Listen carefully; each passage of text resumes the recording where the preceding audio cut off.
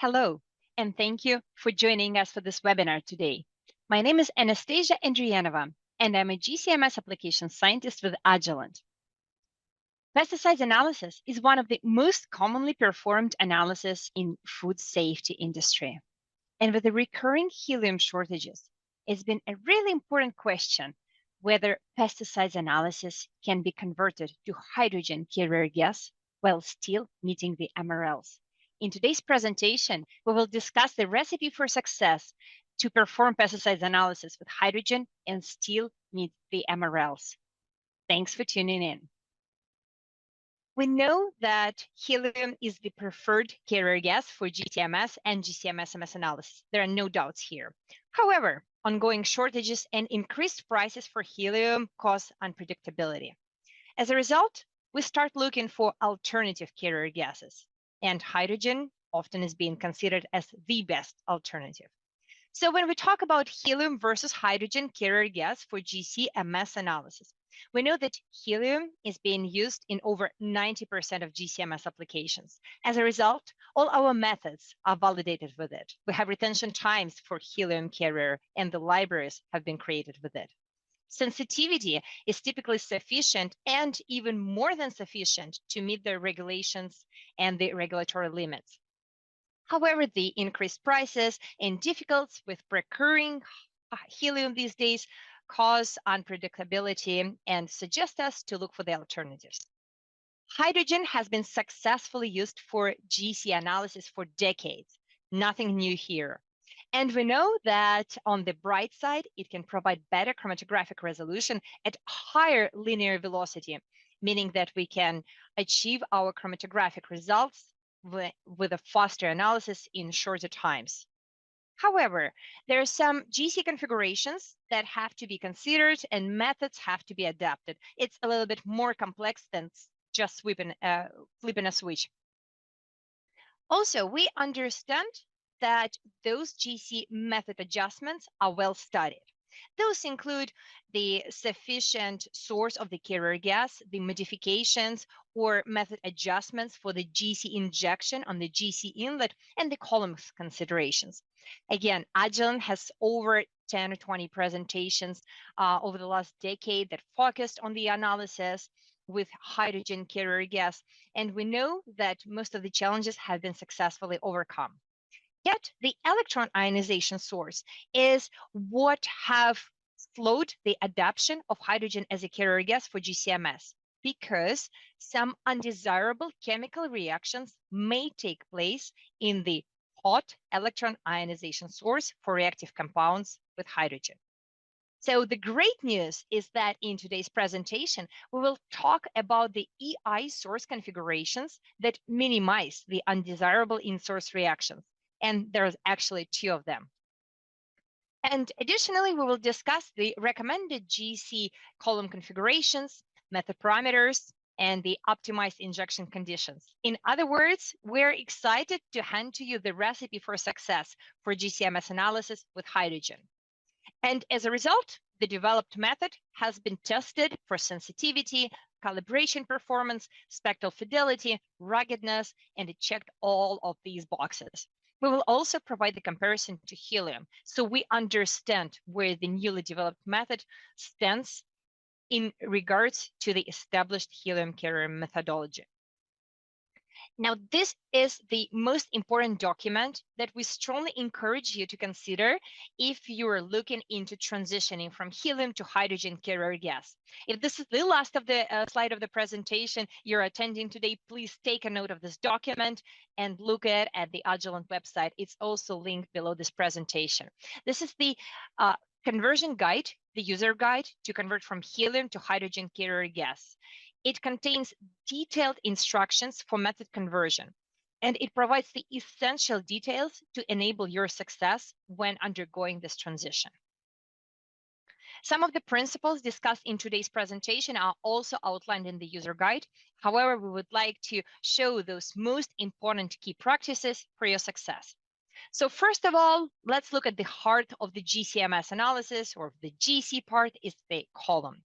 The typically used columns for pesticides analysis with helium carrier gas are either the 30-meter 0.25, 0.25 column, or the mid-column backflashing configuration shown on the right, which typically includes two 15-meter 0.25, 0.25 columns.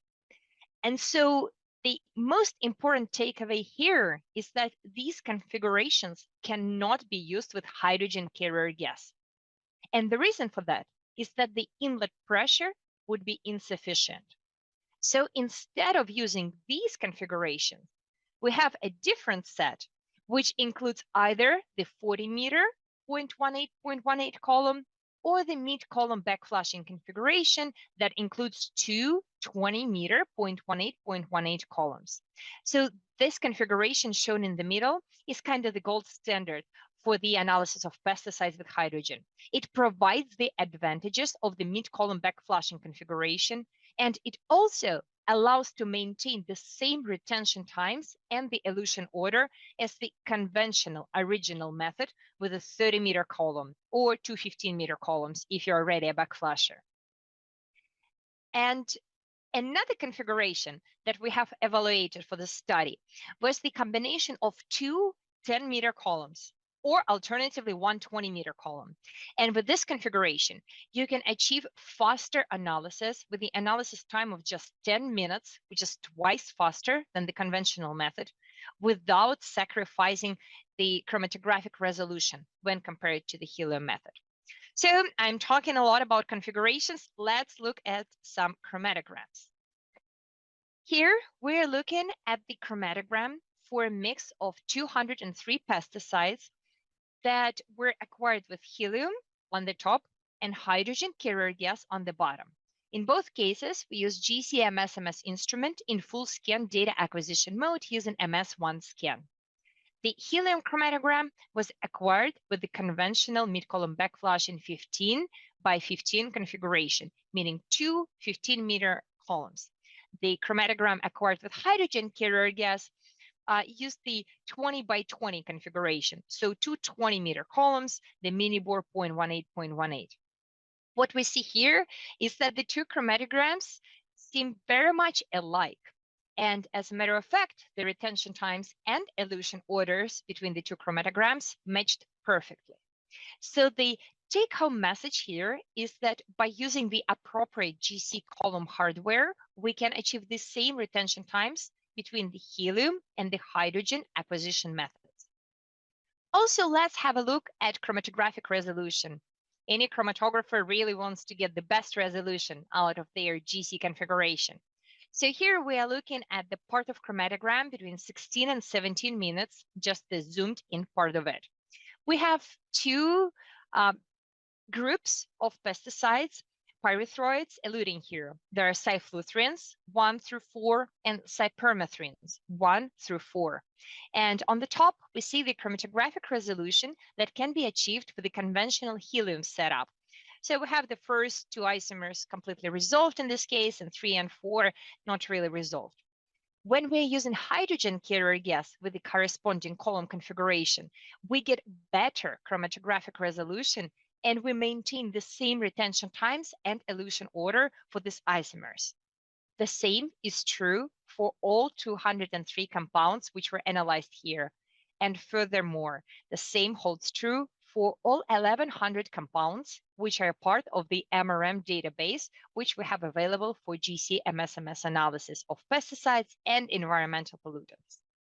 So here's a clear time saving. When transitioning from helium to hydrogen, you have to invest time into changing columns, but you don't have to waste any time on remeasuring the retention times. Now, what about the 10-minute method? So the first two chromatograms shown here are the ones that we just looked at, helium and hydrogen 20 minutes analysis. The chromatogram shown on the bottom here is the chromatogram acquired with hydrogen carrier gas using the 10 by 10 column configuration, meaning two 10-meter columns. The column dimensions are again 0.18, 0.18. And with that analysis, we were able to get all 203 compounds out in just 10 minutes. And what happened to the chromatographic resolution? So let's have a look again at cyfluthrins and cypermethrins. The chromatographic resolution with hydrogen with the 10-minute method was comparable to that observed with helium carrier gas on the top with a 20-minute method. It means that by using hydrogen, we can speed up the analysis by a factor of 2, and with the correct column configuration, we can still maintain chromatographic resolution observed with helium in 20 minutes. We have to be mindful, though, that with GCM-SMS analysis, we have to keep track of the dwell time distribution, and we would advise to use the 10-minute method only in those cases when the number of pesticides or target compounds does not exceed 200. For larger pesticide panels, such as 400 compounds, we advise to stay with the 20-minute method to enable best chromatographic resolution and also the best dwell time distribution achieved by the DMRM technology. With the 10 minutes method, not only you get the twice faster analysis, we also provide you with the tools to accurately predict the retention times with a fast method. You don't have to remeasure any of the compounds. We just divide the retention times from the 20 minutes method available in the database by a factor of 2. And we add the 0.09 minutes offset, which corresponds to the isothermal period at the beginning of the chromatogram. So faster analysis, simple tools to predict the retention times, good chromatographic resolution. Now, we figured out what we need to do in the heart of the GC in the air bath oven. Now, what do we do with the GC injection conditions? First and foremost, we strongly encourage you to use the multi-mode inlet, which enables temperature programming and other injection modes for pesticides analysis generally and for pesticides analysis with hydrogen carriers specifically. Using the MMI, we can implement the solvent vent injection mode, which turned out to be the best for the analysis of pesticides with hydrogen. With the solvent vent mode, the optimized conditions included the following. We accurately controlled the syringe speed injection, and it was slow, 35 microliters a minute, and that's what enabled the best sensitivity, as you'll see on the next slide. We also were able to concentrate analytes and also preserve those which are the thermally labile ones by temperature programming the inlet from 60 degrees Celsius to 310 degrees Celsius. And finally, the solvent vent mode did what it sounds like it would do. It allowed us to vent the solvent out of the injector using the vent flow of 100 milliliters a minute at a low pressure of 5 psi. And the first thing that may point or note your attention here is that 100 milliliters a minute seems kind of high, but it's just for a short period of time. And it is not precious helium, it's hydrogen, which can be either procured or that you can get from the hydrogen generator that can be set up in your lab. So solvent vent mode is the way to go. The 2-millimeter dimpled liner shown here in the slide turned out to provide the best sensitivity for pesticides analysis with hydrogen. This liner does not have glass wool, hence we have even less of potential active sites. Alternative liners that can be considered include the glass frit liners, either the mid frit or the bottom frit. Finally, we suggest to increase the injection volume if every single bit of sensitivity is desired out of the analysis. And in this work, we use the 2 microliter injection volume. In some cases, staying with 1 microliter or even below that can be absolutely sufficient. In some cases, when extra sensitivity is required, you may consider increasing that injection volume. And the last but not the least is that we showed that the use of analyte protectants was indeed helpful for increasing sensitivity and maintaining robustness and ruggedness of the analysis with hydrogen carrier gas.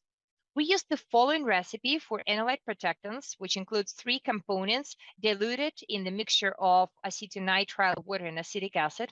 This recipe comes from the 2005 analytical chemistry paper by Katerina Mostovska, Steve Lahote, and Michelangelo Anastasiadis.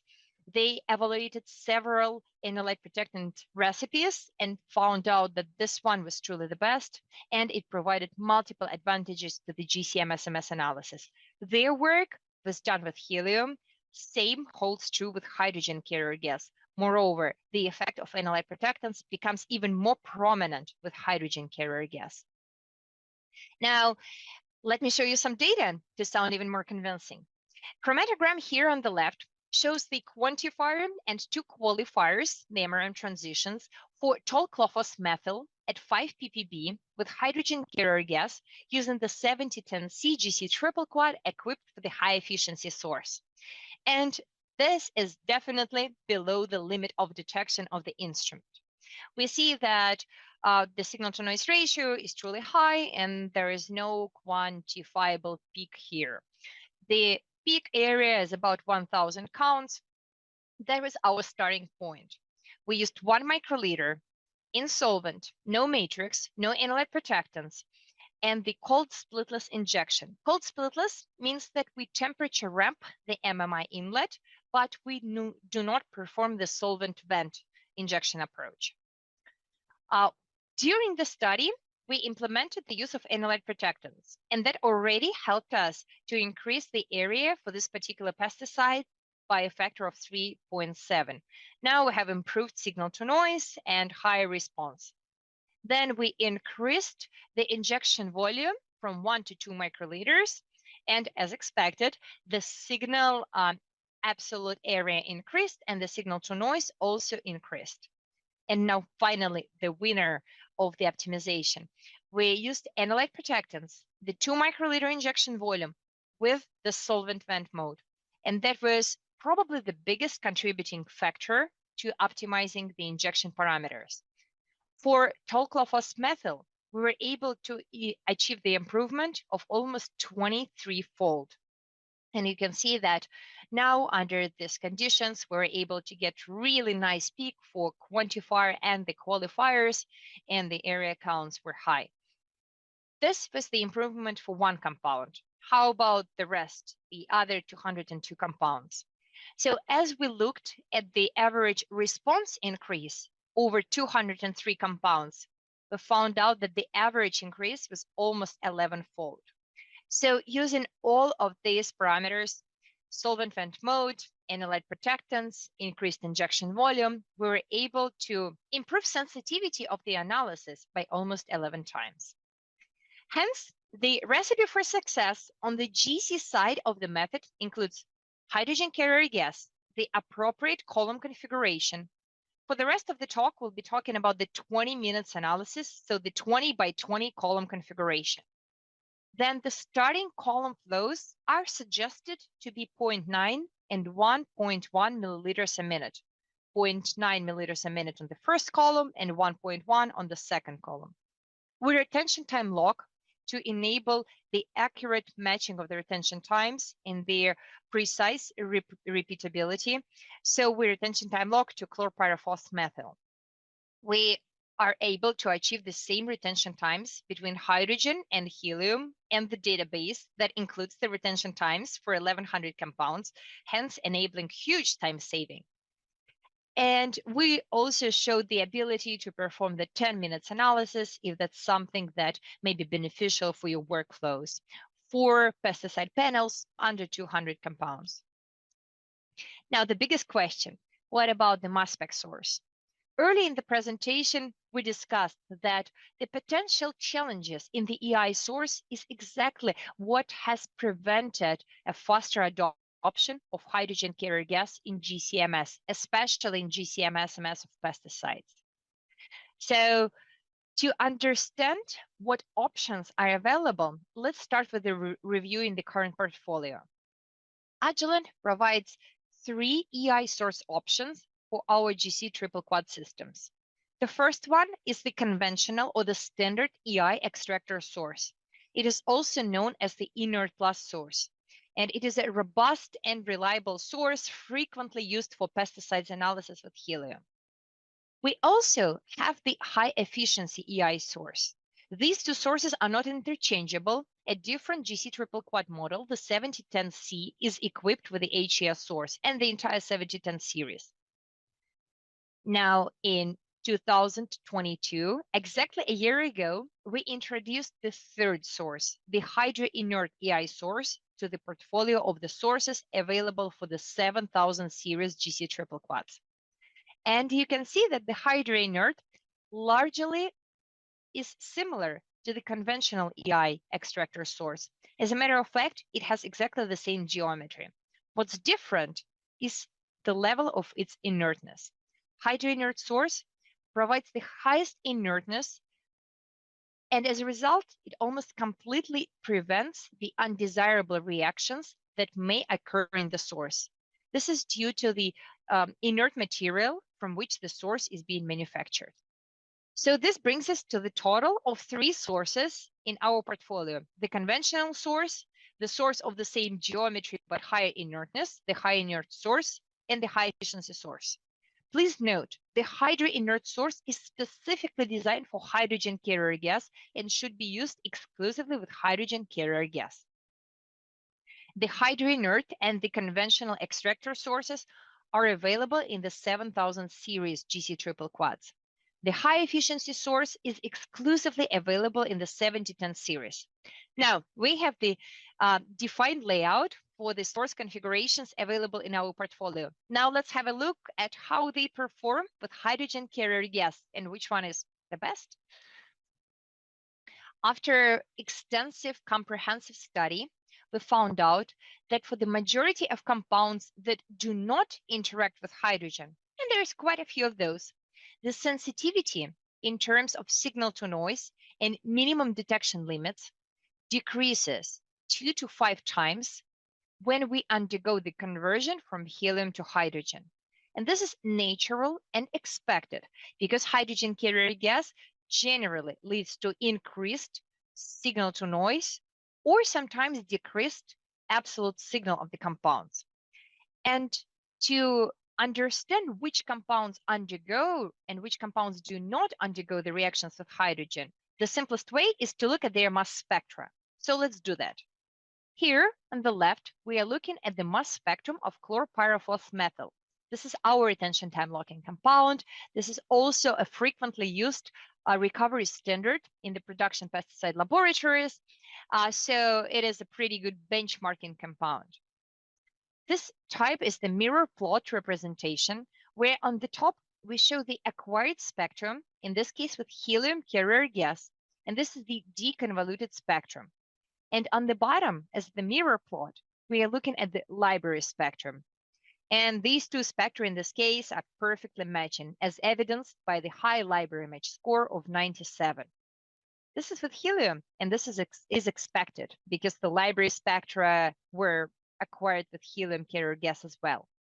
Now, on the right, we are looking at the deconvoluted acquired mass spectrum for chlorpyrifos-methyl acquired with hydrogen carrier gas. And generally, it looks also very similar to the library spectrum. The ion ratios are predominantly the same, and the library match score is relatively high, 74. So chlorpyrifos-methyl can be qualified as a compound that does not react with hydrogen. And we did not really expect any chemical reactions here, but it was great to confirm. Now, what happens to sensitivity? Our working hypothesis is that it's going to decrease 2 to 5 times. As we are looking at chlorpyrifos-methyl at 5 ppb concentration in vial and in commodity, we see that with helium and the conventional extractor source, we had really good signal to noise ratio. Now, as we underwent the conversion to hydrogen and we used the conventional extractor source, we observed some decrease in signal to noise ratio, and also the absolute signal was slightly decreased, but yet we still had perfectly detectable signal at 5 ppb concentration.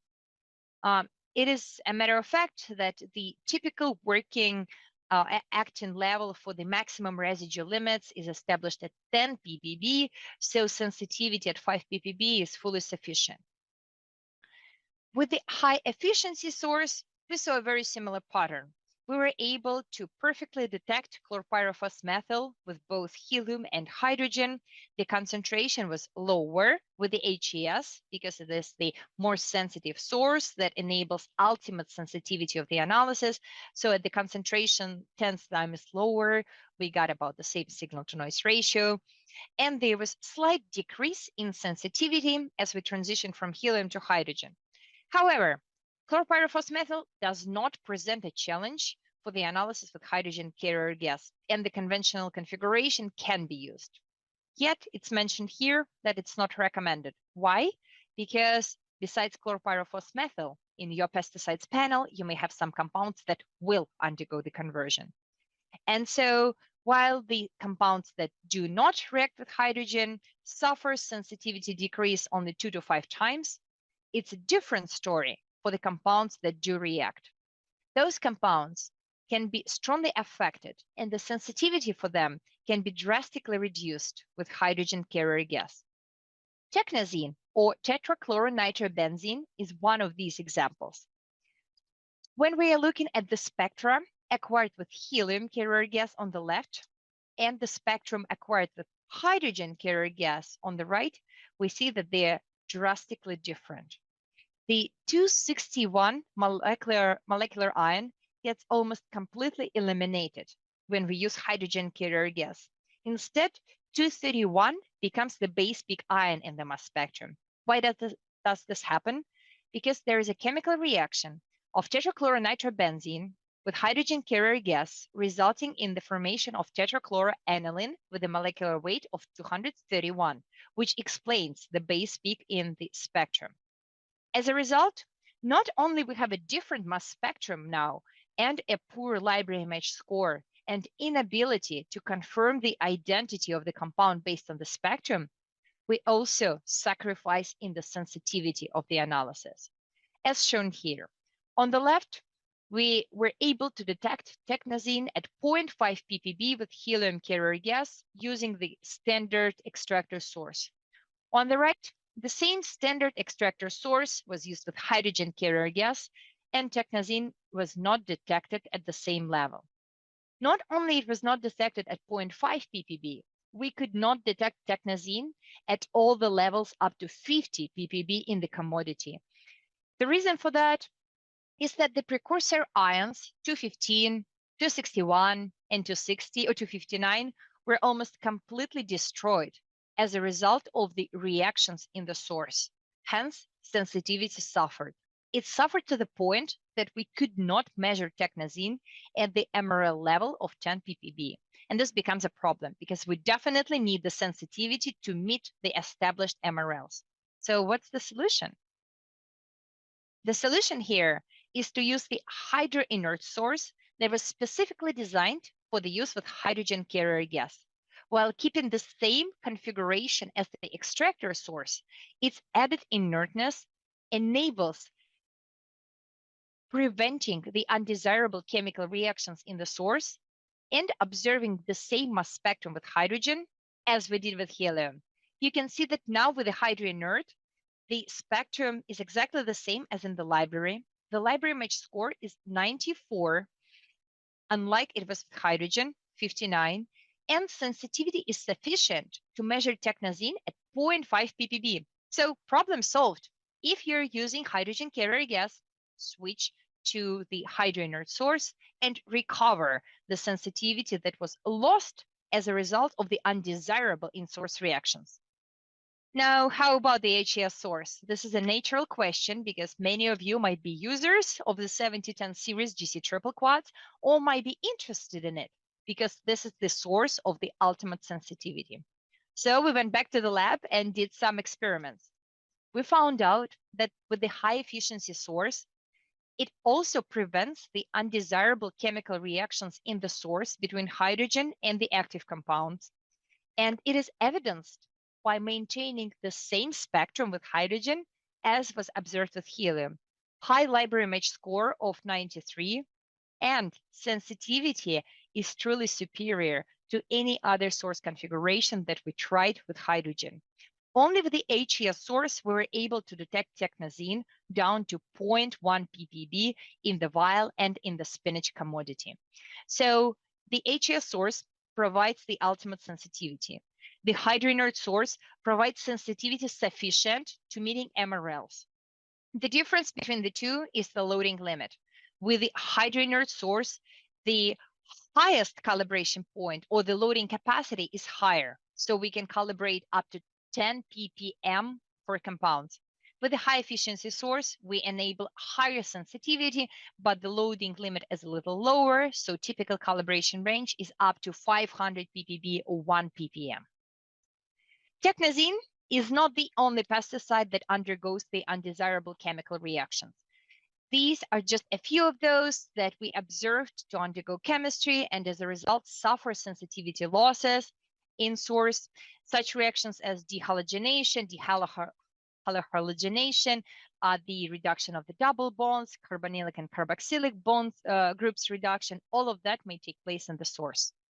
This table summarizes some of the compounds, about 15 of those out of 203, that went the most severe reactions with hydrogen, as evidenced by the lower library match scores. So with the standard AI source, the library match score was lower. It is the evidence of the reactions in source. So we used either the hydroinert or the HES source. And again, we were able to get higher library match scores because the undesired reactions in source were prevented. Not only to show the library match scores, but also a couple words about sensitivity. For these most troublesome compounds, we went and did the method deduction limit identification with the typical statistical approach with the consequent injections. And here we were able to get the sub-ppb MDL limits for the majority of these compounds. We see that with the HES, the MDLs are generally lower than with the hydroinert, as expected. Enough about sensitivity. The take-home message is that we have two sources, the hydroinert and the HES, that enable us to meet the maximum residue limit requirements, which are typically established at 10 ppb. Now, how about the calibration? With both of the sources, we were able to get excellent calibration over the wide dynamic range. With the hydroinert source, we were able to go as high as 5 ppm while maintaining the linearity over 4 orders of magnitude with the relative standard error below 13. With a high efficiency source, the calibration limit was up to 1 ppm. We used the quadratic fit to ensure the best calibration fit, and the relative standard error was 14. In both cases, the correlation coefficient R squared was 0.999 at least. The overall calibration performance for 203 pesticides revealed that over 92% of compounds were successfully quantitated at or below 10 ppb, which is the action MRL limit. Only a few compounds could not be quantitated at this level, and among those were chlorothalonil, acequinacil, or captafol, and we know that LCM-SMS can be a fantastic alternative approach for quantitating those compounds. For these compounds, the calibration fit was great, RSC below 20, R squared over 0.999, and we had some quadratic fits and some linear fits. If the linear fit is preferable, we recommend looking at the narrower calibration range, not as wide as 4 orders of magnitude, and then we can enable a higher percentage of the linear cal fits. And finally, this is the biggest difference between the HES and the hydroinert. With hydroinert, we were able to quantitate half of the compounds all the way up to 5 ppm. With the HES, if such a wide dynamic range is not needed and high concentrations don't have to be measured, we can perfectly quantitate the majority of compounds up to 500 ppb. And so the last bit I'd like to mention in the remaining couple minutes is the use of the dynamic MRM scan simultaneous data acquisition mode. We talked about this newly introduced data acquisition mode a year ago, as it's been around only for 1 year now. And we talked that we get the enhanced confidence in compound identification and same sensitivity as with the traditional DMRM. So here we're looking at the spinach extract analyzed in the simultaneous DMRM scan mode. On the top, we see the black track of the scan data. And on the bottom, we see the DMRMs acquired for quantitation. From the scan information, which is the full scan data acquisition mode, we can get compound identifications based on the spectrum library matching, just like we did in the first part of the presentation. Here is the technazine. Again, the same example. As we showed, it's essential to use either the hydroinert or the high efficiency source to maintain spectral fidelity. We did, and the library image score was 82, confirming the correct identification of technozine.